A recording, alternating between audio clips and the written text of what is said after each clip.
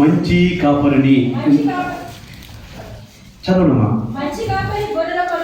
మంచి కాపరి గొర్రెల కొరకు తన ప్రాణమును. సరిపోదండి. ఒకసారి ప్రకటన గ్రంథం తీయండి. ప్రకటన గ్రంథం 7వ అధ్యాయము 17వ వచనం చదవండి. ఏలయనగా సింహాసన మధ్యమందుండు గొర్రె పిల్ల వారికి కాపరి అయి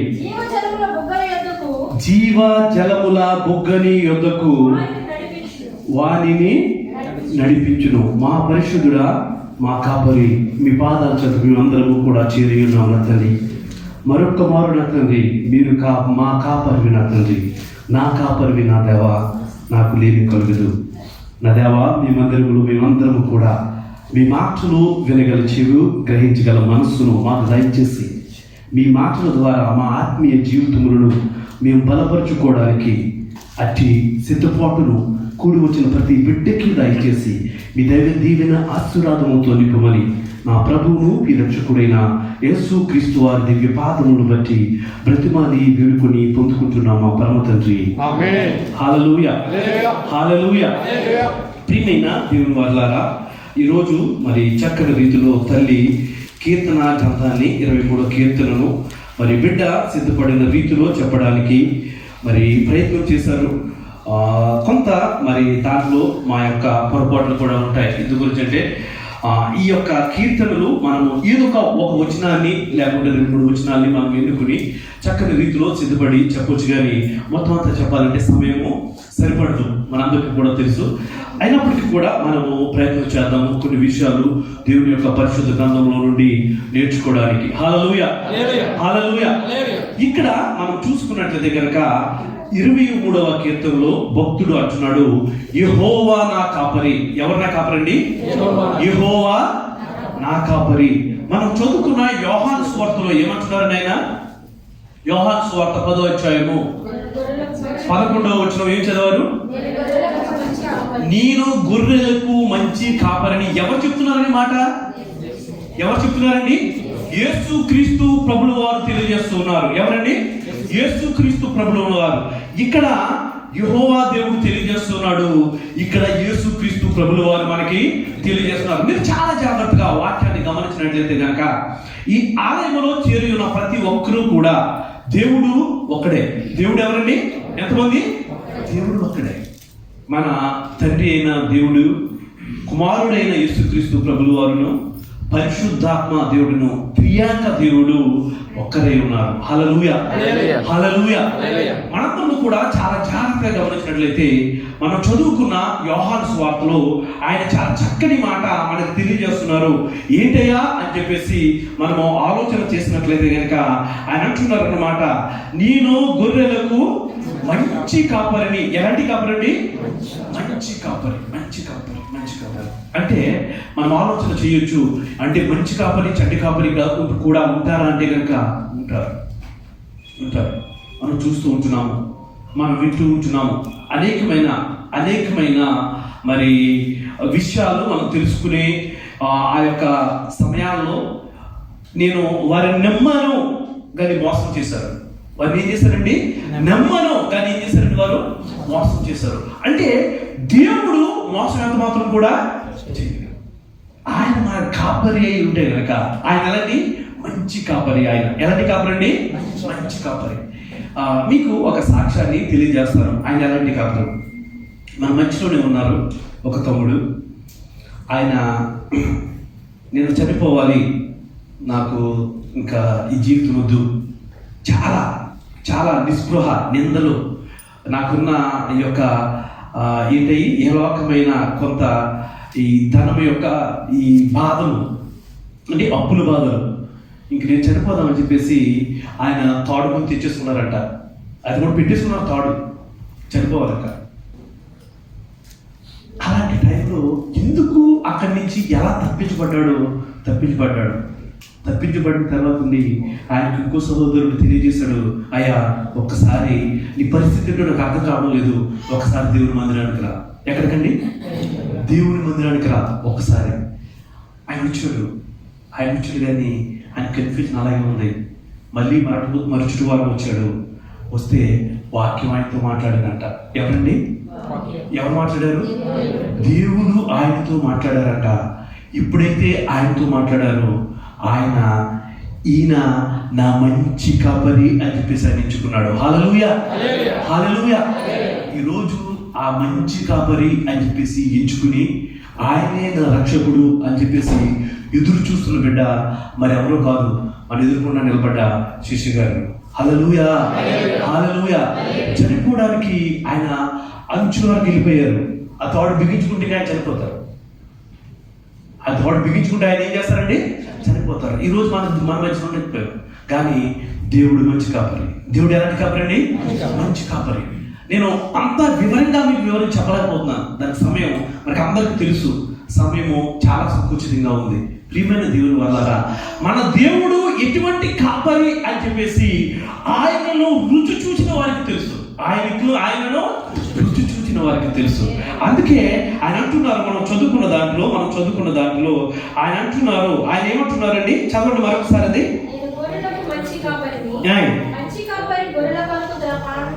తన ప్రాణమును పెట్టారు. ఆయన మన కొరకు ప్రాణం పెట్టారా లేదా? యేసుక్రీస్తు ప్రభుల వారు ఇహలోకానికి వచ్చి నీ నా కొరకు, పాపులమైన మన కొరకు ఆయన ప్రాణాన్ని పెట్టారు. ఆయన వాక్యము నెరవేరింది. హల్లెలూయా, హల్లెలూయా. అని అంటున్నారు అన్నమాట. ఇంకా కింద ఇంకా ముందు చదవడమా? అమ్మా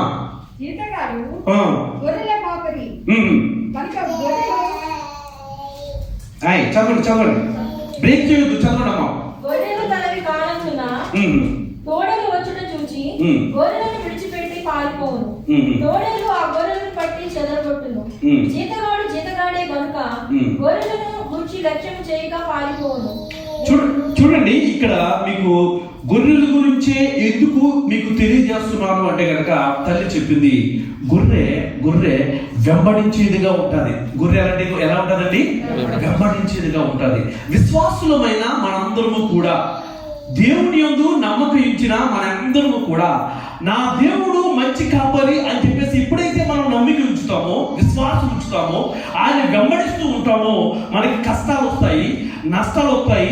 ఇక్కడ ఏదో తోడేల గురించి చెప్తున్నారు, అలాంటి వారు కూడా మన మధ్యకి వస్తూ ఉంటారు. కానీ మన యొక్క దృష్టి ఎవరి మీద ఉండాలండి? మన కాపరి మీద ఉండాలి. మన కాపరి మీద మనకి ఉండాలి. ఆయన నన్ను కాస్తున్నాడా లేదా? ఆయన నన్ను కాస్తున్నాడా లేదా? చాలా మంది బిడ్డలు సంఘానికి వచ్చినప్పుడు దేవుని గురించి ఎరిగే సమయంలో, వాక్యాన్ని వినే సమయంలో వారి హృదయంలో అనేకమైన ఆలోచనలు ఉంటాయి. వారి హృదయంలో అనేకమైన ఆ యొక్క థాట్స్ తోటి, ఆ యొక్క ఆలోచనతోటి వచ్చి దేవుని సన్నిధానంలో కూర్చుని ఉంటారు. ఏదో ఒక వాక్యం వారి హృదయంలో నాటినప్పుడు, వారితో మాట్లాడినప్పుడు, ఎందుకు ఇలాగన్నారు, ఎందుకు నా కోసమే చెప్తున్నారు, నేనేం చేశాను అన్నట్టు చూస్తూ ఉంటారు. ప్రియమైన దేవుని వల్లారా, మనందరూ కూడా ఆలోచన చేసినట్లయితే కనుక దేవుడు ఈ సమయంలో మాట్లాడుచున్నారు అంటే కనుక మనము సరి చేసుకోవాల్సింది ఏదో ఉంది. మనం ఏం చేసుకోవాల్సిందండి? సరి చేసుకోవాల్సింది. దావీదు భక్తుడు మీరు చూసినట్లయితే కనుక ఆ పక్కనే ఆయన తెలియజేస్తాడు. 24వ అధ్యాయం తీరు ఒకసారి. 24వ అధ్యాయంలో మీరు చదవండి. కీర్తన గ్రంథము 24వ అధ్యాయం 10వ వచనం చూడండి. మహిమ గల ఈ రాజు ఎవడు? సైన్యములకు అధిపతి అయ్యకు యెహోవాయే, ఆయనే ఈ మహిమ గల రాజు. మనము అంటే దావీదు ఆ యొక్క సమయంలో యెహోవా నా కాపరి, నాకు లేమి కలుగదు అని చెప్పేసి తెలియజేస్తూ, ఇప్పుడు మనం చదువుకున్న మహిమ గల రాజు, ఈ రాజు ఎవరు అని చెప్పేసి మనల్ని ప్రశ్నిస్తున్నప్పుడు, లేకపోతే మనల్ని అడుగుతున్నప్పుడు, మనకి తెలియజేస్తున్నప్పుడు మీరు పైకి వెళ్ళి చూసినట్లయితే కనుక 7వ వచనంలో ఆయన అంటున్నారు, గుమ్మములారా మీ తలలు పైకెత్తుకొనుడి, మహిమ గల రాజు ప్రవేశించినట్లు పురాతనమైన తలుపులారా మిమ్మును లేవనెత్తుకొనుడి. మహిమ గల ఈ రాజు ఎవడు అంటే మనకందరికి తెలుసు, మనకందరికీ తెలుసు. మనందరము కూడా నేను తెలియజేస్తూ ఉంటాను మీకు, మిమ్మల్ని మీరు ప్రార్థన చేసుకోండి అని చెప్పేసి తెలియజేస్తూ ఉంటాను. ఎప్పుడైతే మనం ప్రార్థన చేస్తామో మన యొక్క దృష్టి దేవుని వైపు ఉండి నువ్వు ప్రార్థన చేసినట్లయితే కనుక, దానియేలు భక్తుడు ముమ్మారు వేకువజామునే ఆ యొక్క యెరూషలేము గుమ్మముల వైపు ఆయన 2 చేతులు ఉంచి ప్రార్థన చేసేవాడు. హల్లెలూయా, హల్లెలూయా. దేవుని వైపు మన చేతుల నుంచి, మన దృష్టి నుంచి మనం ప్రార్థన చేసినట్లయితే కనుక ఆయన్ని ప్రార్థన ఆలకిస్తాడు. ఇక్కడ అదే తెలియజేస్తున్నాడు. గుమ్మములారా ఏమంటున్నారండి? పైకెత్తుడి. మీ తలలు ఎక్కడికి ఎత్తాలండి? పైకి ఎత్తమంటే ఇలా ఎత్తడం కాదు. దేవుని వైపు చూడటం, దేవుని వైపు దృష్టించడం. ప్రియమైన దేవుని ద్వారా నా దృష్టి దేవుని వైపు ఉందా? ఎప్పుడు అయితే మన దృష్టి దేవుని వైపు ఉంటాదో, ఎప్పుడైతే మనము నా యొక్క ప్రతి అవసరతను ఆయనపై నేను ఆనుకుని ఉంటాను, ఆయన నీ కార్యాలు చేస్తాడు. అందుకే ఆయన అంటున్నాడు, యెహోవా నా కాపరి వైపు ఆయన చూస్తూ ఉంటున్నాడు. మీకు విషయం చెప్తాను. చాలా మంది కంపెనీలో పనిచేసే వాళ్ళు ఉంటారు కదండి. కంపెనీలో పనిచేసే వాళ్ళు, ఆ కంపెనీకి ఏదైనా ప్రాబ్లం వచ్చిందనుకో వాళ్ళ ఆఫీసర్ ఉంటారు ఒక ఆయన. ఆ ఆఫీసర్కి మాత్రమే తెలుస్తుంది ఆ యొక్క ప్రాబ్లంను ఎలా క్లియర్ చేయాలో. ఆయన వచ్చిందాక ఈయన వెయిట్ చేయాలి, ఎంతమంది ఉన్నా కానీ. ఆయన వచ్చి జస్ట్ ఇలాగా ఆ పాస్వర్డ్ కొడతాడు, అది ఓపెన్ అయిపోతుంది. హల్లెలూయా. మన పాస్వర్డ్ ఓపెన్ అవ్వాలంటే దేవుని తట్టు చూడాలి. మనం ఎవరితో చూడాలండి? దేవుని తట్టు చూడాలి. ఎప్పుడైతే నువ్వు దేవుని తట్టు చూస్తావో అప్పుడు ఆయనకి కాపరవుతాడు. అప్పుడే ఆయన నీకు కాపరవుతాడు. చూడండి, ఇంకా మీకు చూపిస్తాను కొన్ని మాటలు. ఆదికాండం తీయండి ఒకసారి. ఆదికాండంలో ఆయన ఏ విధంగా మన కాపరి అన్నది మీకు చూపిస్తాను. 16వ అధ్యాయం తీయండి, 7వ వచనం.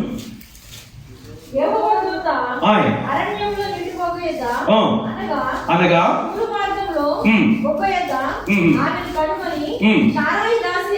సారాయి దాసి అయిన ఆగారు ఎక్కడి నుండి వచ్చితివి, ఎక్కడికి వెళ్ళుచుతున్నావని అడిగినందుకు అది నా యజమానురాలైన సారాయి యొద్ద నుండి పారిపోయి వచ్చుచున్నాను. ఈ యొక్క స్టోరీ చాలా మందికి తెలుసు. చూడండి, ఈమె పారిపోతుంది యజమానురాల నుండి. ఆమె ఇబ్బంది కలిగిస్తూ ఉంది. కానీ అక్కడ ఎవరు ఎదురయ్యారు? దేవుని దూత. ఎవరండి? దేవుని దూత. ఎప్పుడైతే దేవుని దూత ఎదురైందో అక్కడ ఆ దూత ఇక్కడ మాట్లాడుతూ ఆమెని సమాధానపరుస్తూ ఉంది. ఆమె ఏం చేస్తుందండి? సమాధానపరుస్తుంది. చూడండి, కొంచెం కిందకి చదవండి. అప్పుడు యెహోవా దూత నీ యజమానురాలి యొద్దకు తిరిగి వెళ్ళి ఆమె చేతి క్రింద అణిగి ఉండుమని దానితో చెప్పెను. మరియు యెహోవా దూత నీ సంతానమును నిశ్చయముగా విస్తరింపచేసెను. ప్రియమైన దేవుని వారలారా, పారిపోతూ అడవిలో ఉన్న స్త్రీతో ఇక్కడ ఎవరు మాట్లాడుతున్నారండి? దూత మాట్లాడుతుంది. ఎవరు దూత అంటే గనక దేవుని దూత. యెహోవా నా కాపరి అని నువ్వు ఎప్పుడైతే అనుకుంటావో, ఆయన మీద నువ్వు అనుకుంటావో, ఆయన వైపే నువ్వు చూస్తావో, ఆయన దూత నువ్వు ఎలాంటి పరిస్థితుల్లో ఉన్నా నీ దగ్గరికి వస్తుంది. హల్లెలూయా. నీ ఇరుకులో వస్తుంది, నీ ఇబ్బందుల్లో వస్తుంది, నేను లేవనెత్తాను.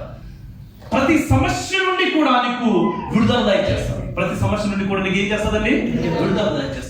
మీరు పక్కన చూడండి, ఇంకా చాలా చాలా ప్రాముఖ్యమైనది అక్కడ దేవుడి కోసం తెలియజేస్తుంటారు. నిర్గమకాండం తీయండి ఒకసారి. నిర్గమకాండంలో చూడండి, 3వ అధ్యాయం 14వ వచనం. మనకు అందరికీ తెలిసిన మాట అది. అందుకు దేవుడు నేను ఉన్నవాడను అనువాడనై ఉన్నానని మోషేతో చెప్పాడు. దేవుడు ఎలాంటి వాడంటే కనుక ఉన్నవాడును అనువాడను.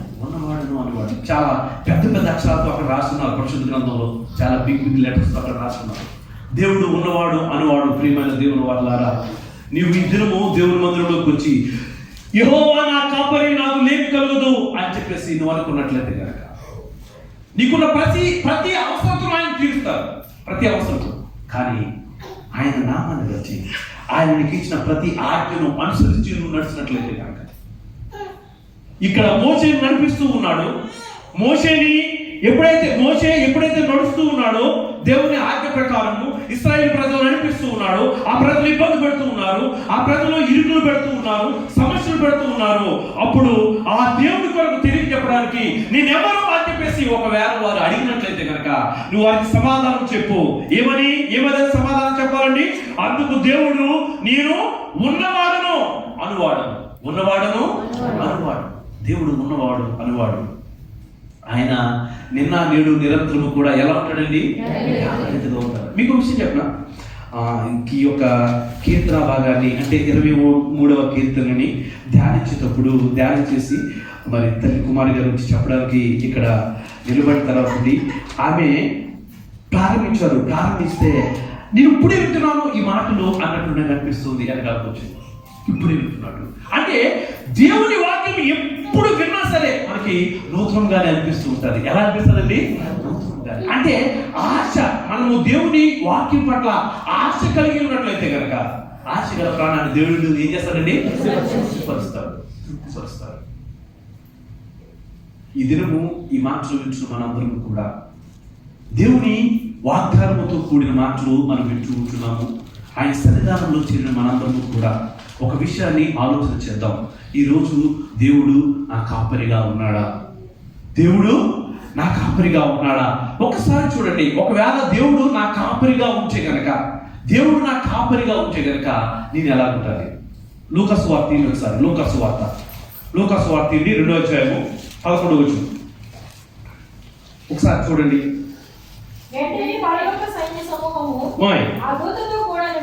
ఆ దూతతో కూడా నుండి సర్వోన్నతమైన స్థలములలో దేవునికి మహిమయు ఆయనకి ఇష్టలైన మనుషులకు భూమి మీద సమాధానము కలుగును గాక అని చెప్పేసి దూత ఏం చేసిందండి? అక్కడ తెలియజేసి ఉన్నది.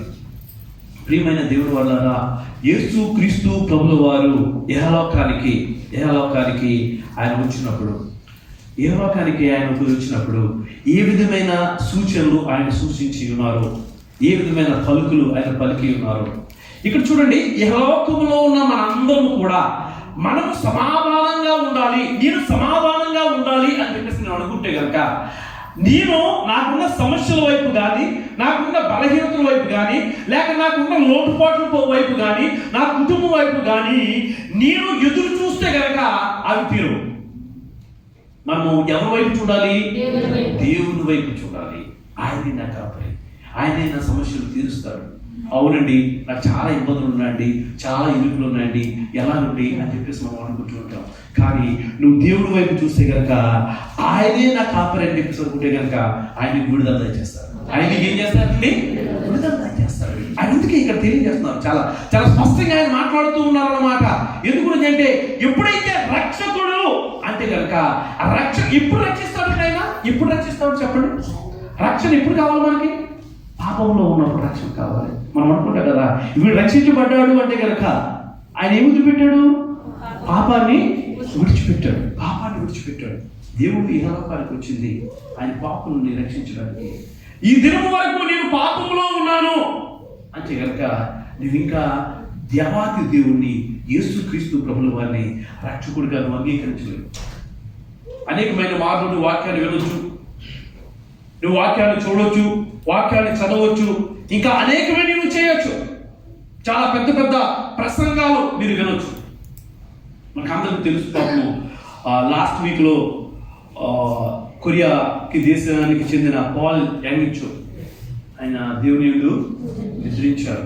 చాలా పెద్ద దైవజనుడు, చాలా పెద్ద అంటే వరల్డ్ ప్రపంచానికి పెద్ద దైవజనుడు ఆయన ఒకరు.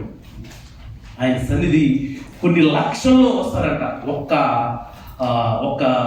సమయానికి, ఒక ఆరాధనకి. అంటే అటువంటివి 3 ఆరాధనలు జరుగుతాయి కొరియాకి. ప్రియమైన దేవుని వల్ల ఆయన టెస్ట్ మనీ మీరు విన్నట్లయితే కనుక ఆయన నువ్వు ఇంకా 6 నెలల్లో చనిపోతావు అని చెప్పేసి డాక్టర్ చెప్పాడంట ఆయన నేర్చుకుని ఉన్నప్పుడు. కానీ ఇప్పుడైతే యెహోవా నా కాపరి అని చెప్పేసి ఆ కాపరి వైపు ఆయన చూడటం మొదలుపెట్టాడు. ఏ 6 నెలల్లో అయితే నువ్వు చనిపోతావు అని చెప్పేసి ఆ డాక్టర్ తెలియజేశారు. దేవదూత, ఇక్కడ మనం దేవదూతల గురించి మాట్లాడుతున్నాం కదా, దర్శనమిచ్చినట్లు ఆయన కూడా దర్శనమిచ్చి 6 నెలల్లో నువ్వు స్వస్థపరచబడతావు అని చెప్పేసి తెలియపరిచాడు. హల్లెలూయా, హల్లెలూయా.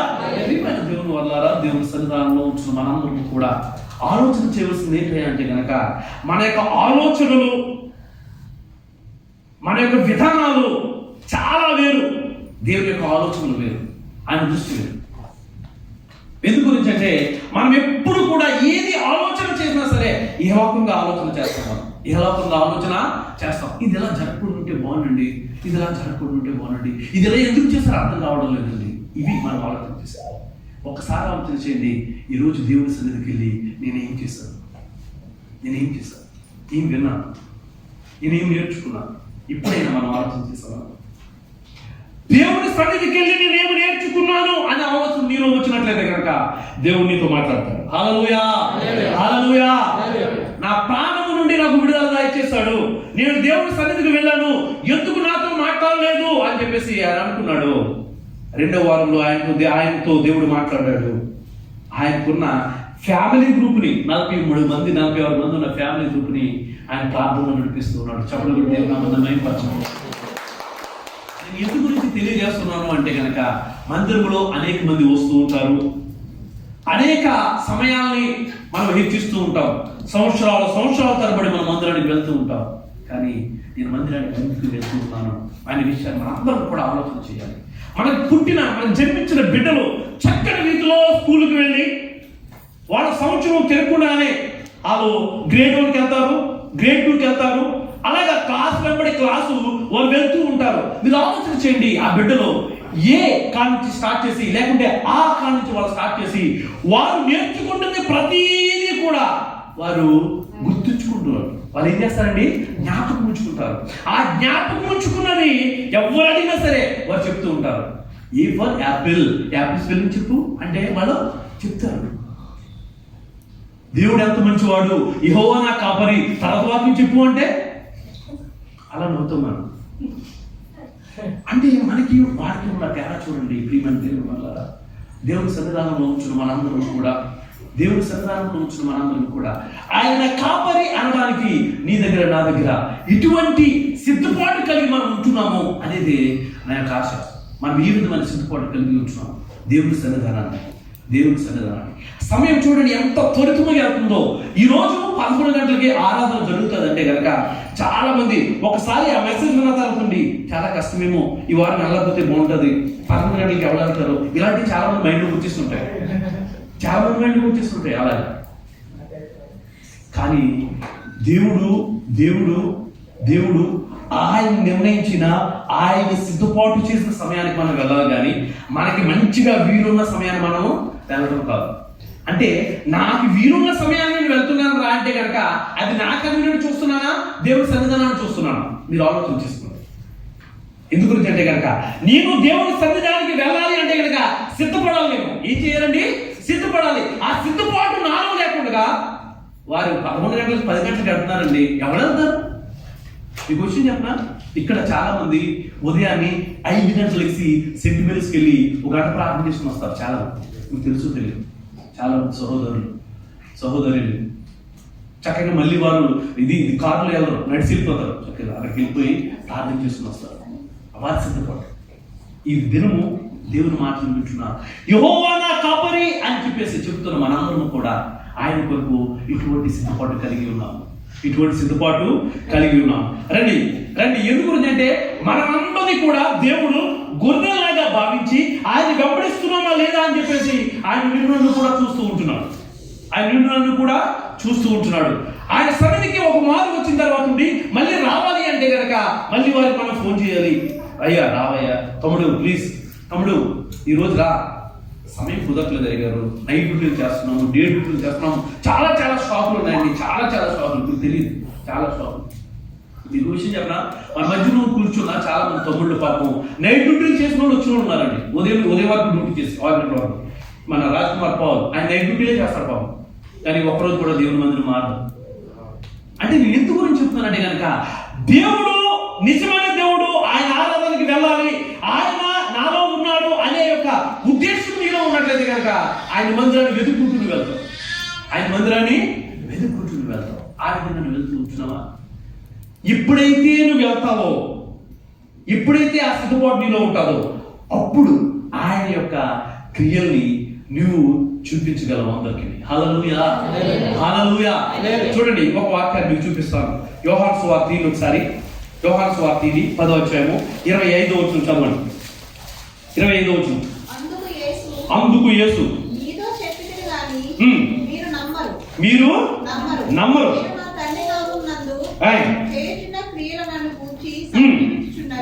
ఏంటున్నాయండి? సాక్ష్యం ఇచ్చుచున్నవి. అయితే మీరు ఎక్కడ చేరిన వారు కాదండి, నా గొర్రెలలో చేరిన వారు కారు, కనుక మీరు నమ్మరు. నా గొర్రెలు నా స్వరము వినును. ప్రియమైన దేవుని వారు, సరిపోద్దమ్మా. చూడండి, ఇక్కడ ఈ మాటను తెలియజేస్తుంది యేసుక్రీస్తు ప్రభుల వారు. ఎవరండి? యేసుక్రీస్తు ప్రభుల వారు వారి శిష్యులతో ఆయన తెలియజేస్తున్నాడు. మనం మొట్టమొదటిగా 25వ వచనం చదువుకున్నాం కదా, అక్కడ అంటున్నారు అన్నమాట. ఆయన చాలా స్పష్టంగా అక్కడ మాట్లాడుతున్నారు. అందుకు యేసు మీతో చెప్పితిని కానీ మీరు ఏం చేయలేదండి, నమ్మట్లేదు. చాలా మంది నమ్మరు. ఎందుకు నమ్మరు అంటే కనుక వారి క్రియ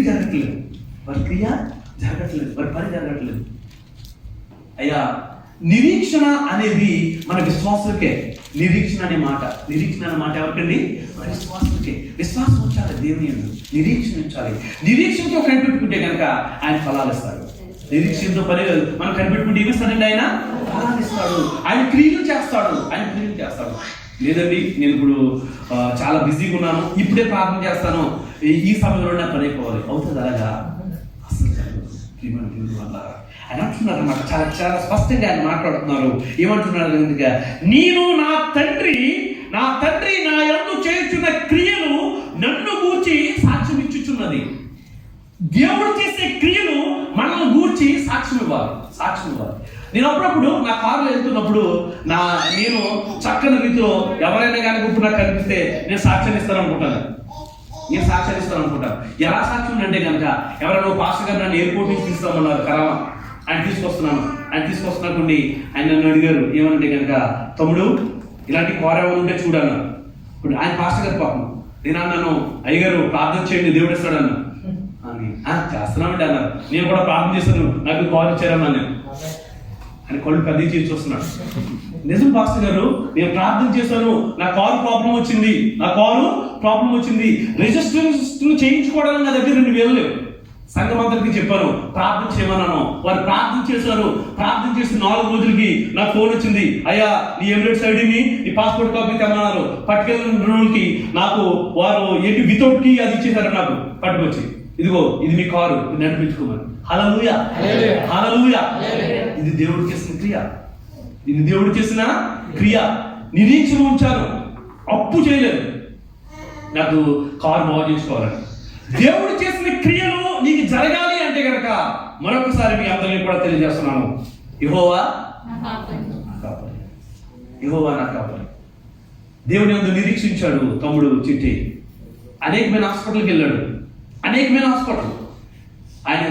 పెద్ద హాస్పిటల్, మళ్ళీ ఆయన ప్రస్తుతం చేసుకున్న జాబ్ను బట్టి చక్కని హాస్పిటల్లో కూడా వారు వెళ్ళరు, అన్ని ఆయన.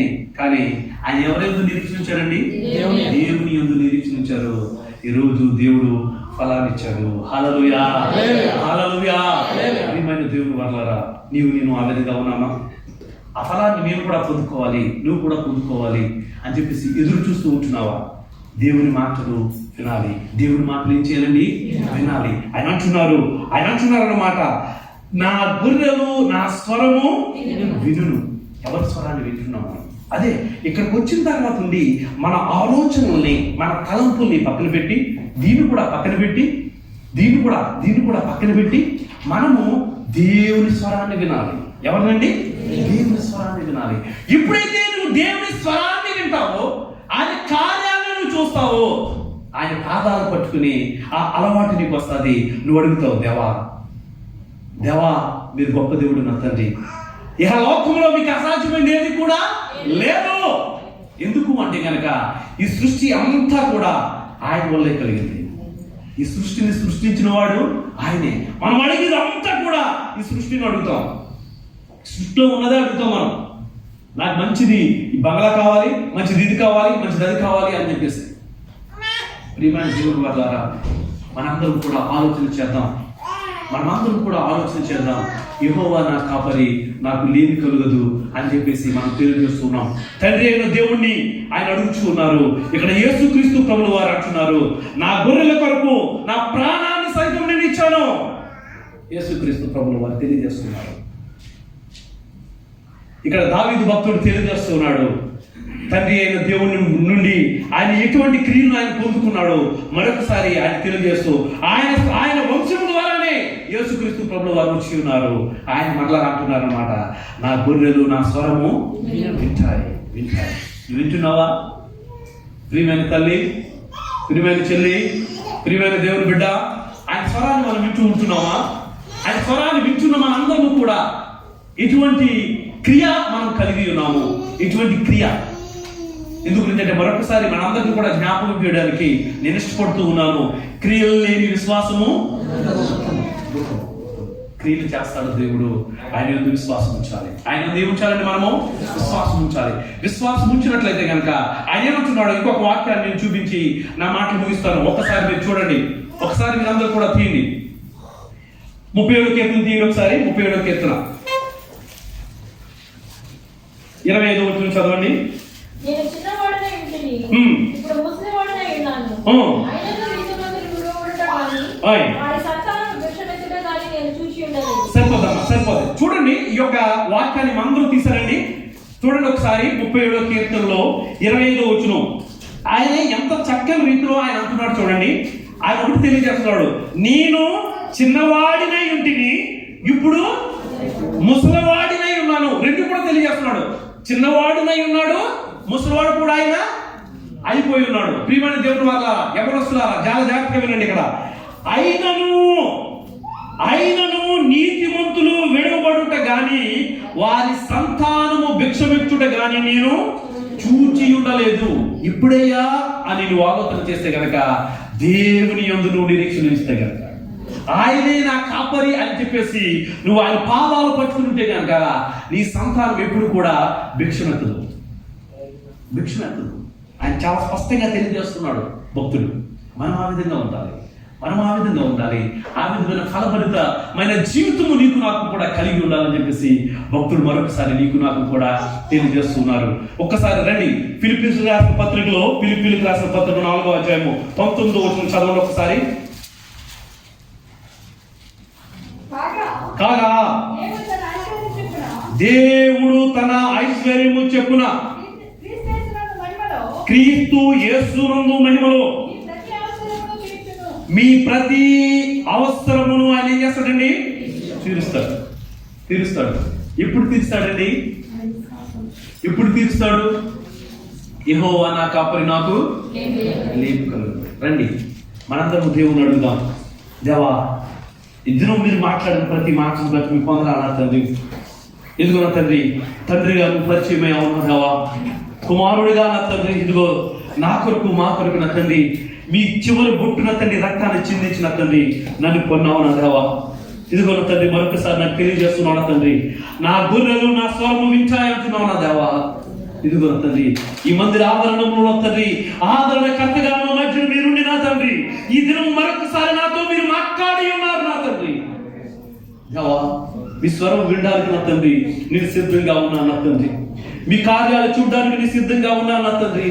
ఇదిగో దావీదు భక్తుడు తెలియజేస్తున్నాడు నా దేవా, ఇదిగో నేను చిన్నవాడిగా ఉన్నాను, నేను ముసలివాడినైనప్పటికీ కూడా నా సంతానము భిక్షమెత్తదు అంటున్నావు నా తండ్రి.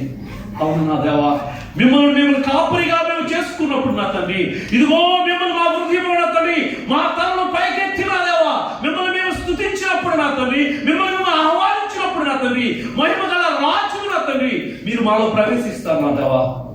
మీ కార్యాలు మాలో చేస్తారు నా తండ్రి. దేవా మీ కార్యాలు నాలో చేయండి నా దేవా, మాలో చేయండి నా తండ్రి.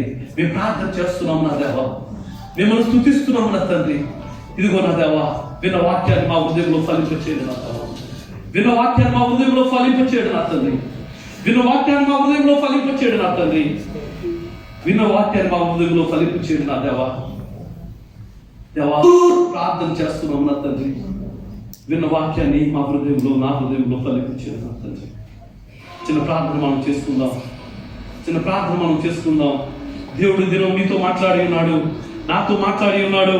విన్న వాక్యాన్ని దేవుని యొక్క నీ యొక్క హృదయంలో నువ్వు నాచుకున్నట్లయితే కనుక, ఆయన స్వరాలను నువ్వు వింటున్నట్లయితే కనుక చిన్న ప్రార్థన చేయి. దేవా నీవే నా కాపురివి నచ్చండి, ప్రతి ఒక్కరు కూడా నీవే నా కాపురివి నచ్చండి అనే నీ చేతిలో మనందరం కూడా చిన్న ప్రార్థన చేద్దాం. చిన్న ప్రార్థన చేద్దాం. మన మధ్యలో ఉన్న ప్రియులు ప్రసాద్ గారు వచ్చి చిన్న ప్రార్థన చేస్తారు. పశువు ప్రసాద్ గారు వచ్చి చిన్న ప్రార్థన చేస్తారు. మనందరం మీకు